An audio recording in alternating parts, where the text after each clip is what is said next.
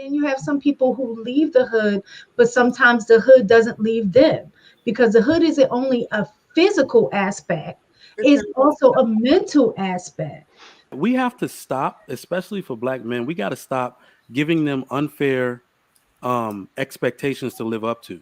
No other man on earth does that. And I've been someone who's lived around different places in the world. Everyone leaves that. They leave the underculture behind. And what they do is create a colony of refinement. Like, this is what is supposed to happen.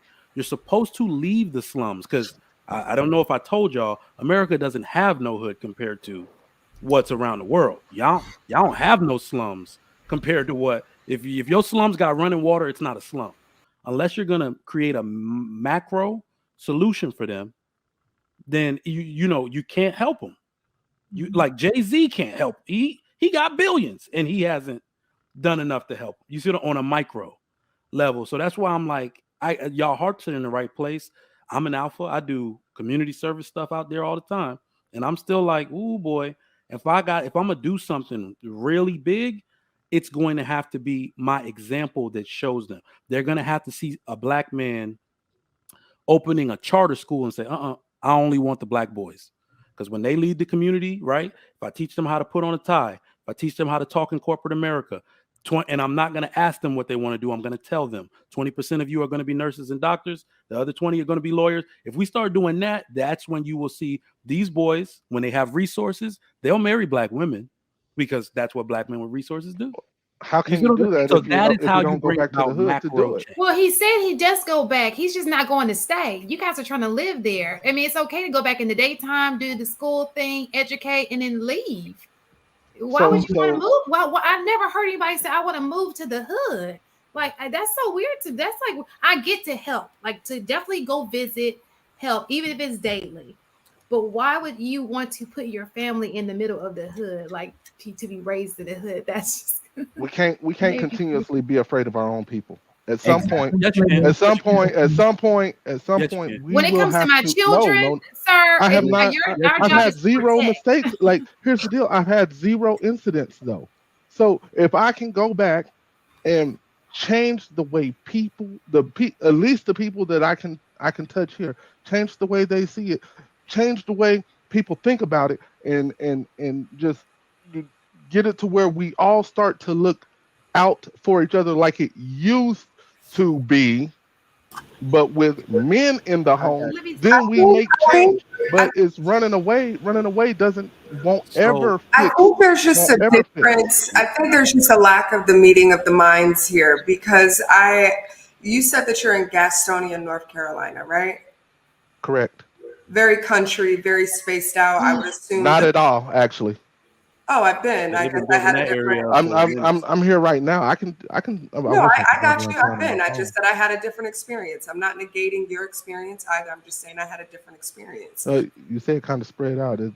Yeah, It's like kind it's country was it, my was where'd you go? Well, alluding. wait, I think when But you this, but compare it let's to the listen to North this. Shore, I'm trying to listen, Listen, but when you live somewhere, it's hard to We know that different hoods are on different Well, levels of danger. and that's the point that I'm getting to, where it's like I think we just have a different definition of hood because maybe we're seeing visually what I am envisioning in my mind is not a hood that anybody on this platform would say, I'm gonna go live in. And so I think that there are. Prostitutes 3 blocks up. You said what? Never. Go ahead. No, I'm go listening. ahead. No, go ahead. I'm listening. We yeah, go about 3 blocks up. We got prostitution. Go 2 blocks over that. but Two why would you blocks want your over kids to be exposed to that? Like, I don't understand. Like, and that's because why we left. That's exactly why we it's no, not left. the kids. It's not. I understand that you want to go back and do your missionary work, which is great. But why would you want to expose your children to that? Like, I don't want my so child to so my drive by a half-naked woman selling her coochie on the side of the road. But that's just me. so Are so you there. in My kids are gentrified fortunate. town? My kids have experienced 2 different lives. One of the suburbs where I used to live, and one here, and they got a great dose of the different realities of living in both. One in the suburbs, it's you got two parents. Everybody has decent stuff. Here, you get one parent and they're scrapping around. So all of this is teachable for me, and it is up to me to guide them in the right way so they understand the down and the up. That's up to me. So Maybe it's his calling, when we y'all. talk, I'm sorry. I said maybe it's your calling.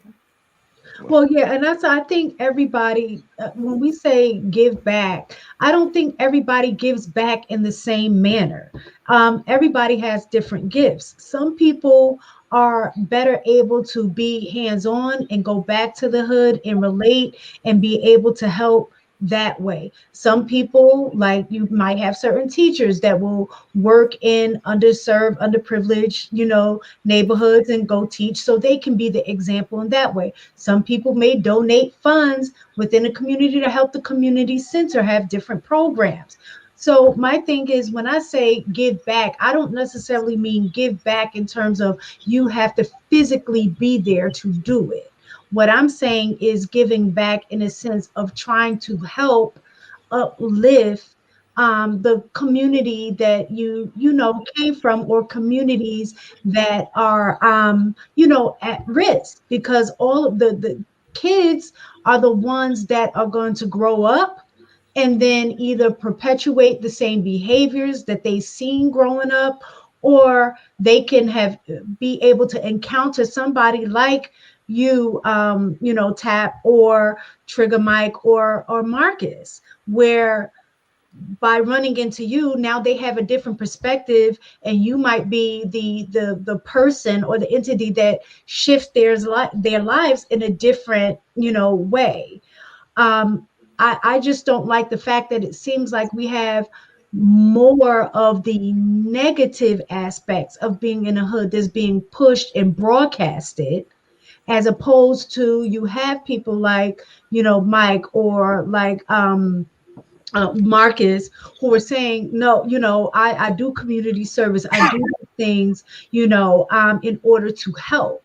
But we don't see those things being pushed in the media. We see the negative aspect that's being pushed, and people who never grew up in a hood pretend that they're from the hood or about It's it. praise. It's Like they're from the hood. pitiful. Like this That is where part, you want to be. right, that part, I mean, is crazy. And then you have some people who leave the hood, but sometimes the hood doesn't leave them, because the hood isn't only a physical aspect, it's also a mental aspect. So That's the truth. yeah, so you leave, like I remember when we left, and I know this is, we had roaches, we had mice, and there was a certain little thing that we had to do before we went in the kitchen, before we turned on the light, bang on the wall, make sure all the mice scatter somewhere. Right. Well, yeah. Scatter somewhere, and give the roaches time to run. And then when we moved, we no longer had that. But guess what? When we first moved in that house, those same behaviors came with us. It was just natural because we were used to doing it, until we understood that the environment that we were in no longer required it. So my thing is this: if everybody that's we was talking about this the other day. So when we talked about the talented tenth, right? Not to take it up that the most educationally gifted or athletically gifted or financially gifted disassociate themselves from the group and leave everybody else in disrepair and assimilate to another cultural group. What good does that do us as a people? I don't think it's assimilation to another cultural group. I think where the biggest part that Mistaken touched into was it's a mentality. And so when you talk about, I'm not sure if you're familiar with the 13 laws of the universe, they're all grounded in law of attraction. And so when you talk about elevating your mentality, your thoughts and your feelings are the electromagnetic fields of this entire universe. And so when you start to elevate to different levels and you're thinking differently, you're feeling differently, your observation of your reality is different. You are co-creating for yourself very differently. And so just by the simple law of attraction, you are attracting to you differently, which is why you don't see millionaires and billionaires in the hood. They may send their money that way, they may contribute, they may show up every now and then, but they don't live there. They're not hanging with those people anymore, just for the simple fact that we don't even think the same. I'm making $1 billion and you trying to figure out how to get the next pack of oodles and noodles. We don't even have this. We don't think the same. Our experiences aren't the same. Our friends aren't the same. Our realities are very different. And so you're talking about at some point oil and water. So They just don't mix. absolutely. And please be mindful of what I said when I said that you don't owe anything to hood except a good example. What I meant was we have to stop, especially for black men, we got to stop giving them unfair expectations to live up to. No other man on earth does that. And I've been someone who's lived around different places in the world. Everyone leaves that. They leave the underculture behind. And what they do is create a colony of refinement. Like, this is what is supposed to happen. You're supposed to leave the slums, because I don't know if I told y'all, America doesn't have no hood compared to what's around the world. Y'all don't have no slums compared to what, if your slums got running water, it's not a slum. Okay, so you see what I'm saying? Y'all don't have slums compared to what's around the world. When someone makes it out of there, they're pretty much only obligated to bring some of their immediate family out with them, right? And what you do is you create a colony around your progress, around your functionality, to where everybody is just looking like, well, he made it, I can make it too. And if you are so gracious, you show the person from your slum how to do the same thing. That's all you owe them. Because when they see your good example, because that's why I said poor people here are weird. If you were really poor, you would be itching to get out. Y'all not itching to get out. You'd be looking at like, who's going to help me? Look, man, I just need a job. I swear to God, I'll work for free. I'll intern for you. You would see that type of hunger, that type of suffering builds character. Okay, a lot of black people in the hood aren't suffering enough because they don't want to leave. It hasn't inspired that type of character in them, that dog that we talk about all the time, right? So I believe that if you're going to create a colony, like when you look at it this way, in my section, or I'm sorry, in my community, there is a section with all Middle Eastern people. I asked someone how you buy a whole section. That's exactly what they did. A whole block of homes, like 70 homes. Them, their family, and the people from the inner city of Houston that moved out here. They all take care of each other. They basically got their own pool. That's why I only like going over there. It's just like, am I even invited? It's y'all pool. But it's a community, a community pool and slide, right? So black people can absolutely do that. When I go to Chinatown here in Houston, do you know who polices Chinatown, even though it's Houston police? Only the people of their culture are allowed to police their neighborhood. You can request that from the city. Do black people know that? Wouldn't that help a lot of black people? But we don't care enough. Black people don't care enough. That's why I'm like, come on, this stuff is, you have the example. And if we cared enough and we took the steps to actually do it, you could change a lot. But we always just talking. You know what I'm saying? Sugar Mike, you from New York, right? Originally, but I was raised in Virginia. Would you move to Dumbo? Now? Yeah. Hell yeah. Why? Isn't it? It's gentrified now. Oh, okay. Yeah, it's gentrified now. You know, Exactly. Anything in Brooklyn. Look. I'm from Ebbetsfield, Brooklyn. So that's Bedford Avenue. Bed-Stuy. So anything Brooklyn though is like gentrified. Brooklyn is the new Manhattan. So if it was the hood, it's probably not the hood right now. So what you're saying is when different people with different money move it to a different area, it changes it? But it does, though, unfortunately, because when you look at the different areas that are predominantly black, like even here in Atlanta, like unfortunately, the areas that we live in here in the city, we're all black. And when you go to the areas that are still black, the houses are decapitated. People don't keep their houses up. They don't keep their yards up. It's a hot mess. And then when you go to the gentrified areas, it is more diverse. Yes, it is. And it's beautiful. But why should you feel guilty or shame or less than for wanting to live somewhere that's beautiful, or live somewhere that makes you feel good, or live somewhere when you walk outside and you have people walking their dogs, you have shops, you have just an amazing vibe, an amazing experience, something where you Absolutely. go outside and you love it. Why should you feel less than or feel guilty for appreciating that? So Marcus, let me put this on your brain too. You know, one reason I'll never move, I'll say close to the hood. You know, one reason, property value. Okay. If the issue is that when we see, and I want to make this particular statement, because in the Houston area, Houston is actually the most diverse city in the nation now. It took over from New York like 6 years ago. There's 92 different countries, 192 or something like that, and New York is only 191 countries represented there, right? So that's how diverse this area is. What I love about this city is that if you go to the doctor, you're trying to meet a surgeon for something, you have no idea what race that person is. They might be a black dude, black woman, Indian dude, whatever. So in this area, in this affluent neighborhood, they got $1 million sections up to 5 million, and they got the 100,000s over here. You still don't know who you're going to see. It could be black people in this neighborhood too.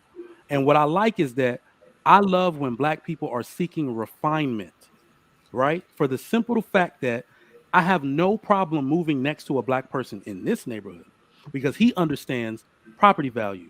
I can go knock on his door and say, "Hey neighbor, I know your son is at summer camp, but I got people coming to the house. Do you mind cutting your grass?" In fact, I can tell my guy to cut your grass. He's not going to get upset. If I do that in the hood, what's going to happen? My question, see, that's what this miscommunication. Tell your lawnmower guy. That's what I'm trying to tell you. Like I feel like a lot of y'all, y'all probably watch like Boys in the Hood 10 times or Menace to Society, develop these crazy ass belief systems, and then it's universally applying this. Most of the people in the neighborhoods be good people, bro. Some of them don't make a lot of money, but they be good people. The percentage of the people that really be doing the bullshit is very minute, but they're very visible. But he's right. No, I never wanted to put it out there that I'm saying earlier about creating a neighborhood where he can walk and talk and be with everybody that's on the block. It's possible. You know how I know it's possible? Because I did it. You know how I know it's great? Because I live it. Me and my wife, and before my two youngest kids was born, we had camped outside of my yard, bro, and no issues. What I'm saying is, y'all are speaking on something and you're demonizing something and have no true understanding of what you're saying. You clearly said earlier, I'm not going back to the hood. I just seek refinement. But you'll move to the neighborhood if it was Dumbo, right? That was the hood. But as soon as the white people come, it's cool, right? I said when the resources come, you still wasn't good with that. Well, listen. Mike. So listen. I understand that your hood may be cool. You live there. These people know you. It's your hood. But your hood is not the only hood in America. Okay. So maybe if you find a hood that is. No, what I'm saying. Listen to what I'm saying. Because I've seen so many issues. I mean, look at the Takeoff situation. Hanging around people that this guy had a bright future. All it took is one little incident from somebody who, I don't know if you knew him or not, because I don't really know what happened. But now this man has lost his life. You understand? So people just do that because they want to make sure their families are safe. Now, if you know that your neighborhood is safe, then that's fine. But I do know that some of the neighborhoods that I grew up around, I would not want to raise my children there. I just would not. And I don't think it's reflective of whether or not the community is Black or diversified or not. Like if you go to, where is it? It's College Park in Atlanta. They have literally done some of those areas up so nice. It's Black people, and it's nice. They have amazing food, and I literally drive 25 minutes south to go to College Park just to hang out in that area and to go eat in that area, and it's all Black. Now, Candy Burns lives in that area. It's a nice area. $30 million net worth. Okay, so I don't think it's about whether or not the community is Black. I love Black people, and I would love to live in a community of of my people. I have no problem with that. Yeah. I don't think we're talking about the race of the people. It's more so the mentality of the people, which is more so reflective of the experience that you are going to have. And so if in your hood you're around, it sounds like you're around a group of people, a community of people that have a better mentality than, I mean, if you can sleep outside in tents in your hood, it sounds like you're in a really great hood, neighborhood, maybe a cul-de-sac. I don't know. I'm But saying the blocks around my stuff is cool, but it's gentrifying right now, and I'm not happy about that. Is what I'm saying. I don't like what y'all are describing is a post-gentrified neighborhood, right? I particularly don't care for that. My thing would be before it gentrify, won't y'all upper echelon, you know what I'm saying? Marcus, let me ask you this. What is the definition? What is the definition of gentrification? So when go ahead. When people move into a low income neighborhood or a lower income neighborhood, then they raise the property value through additions to the homes, renovations, and increasing in services for that neighborhood. It also comes with different cultural restaurants and different boutique or type of shops and stuff. So all of that is just kind of a byproduct. So you kind of hit it on the nail. So specifically, it's when people move, when people come into an area, developers specifically come into an area and develop the area. There would be no reason for gentrification if people maintained their area. So you have to understand that gentrification is based on need. For areas that don't need gentrification, it doesn't happen. You really only see gentrification in these marginalized community areas that didn't, I'm not going to say, a lot of them didn't have the resources to maintain it. Some of them did, and it just wasn't prioritized. Nonetheless, there is nothing wrong with gentrification. What's happening right now is that like, for example, if a lot of these developers were Black developers and they were coming in and regentrifying these areas and they were staying Black, you probably wouldn't really care that they were gentrifying the area because the culture of the community is staying the same. What we're seeing right now is a lot of white developers coming into these, predominantly Black areas and taking them over. And now they're becoming white and then raising up the prices to where, our people can't afford it anymore. Yeah. To that to what you're speaking of, yes, is a downfall. But the overall need of gentrification, there wouldn't be a need if the maintenance of the properties were maintained.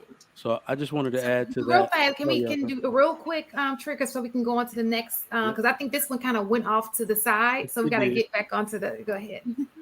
Oh, real quick. I'm sorry. So there are two things. Gentrification is inevitable.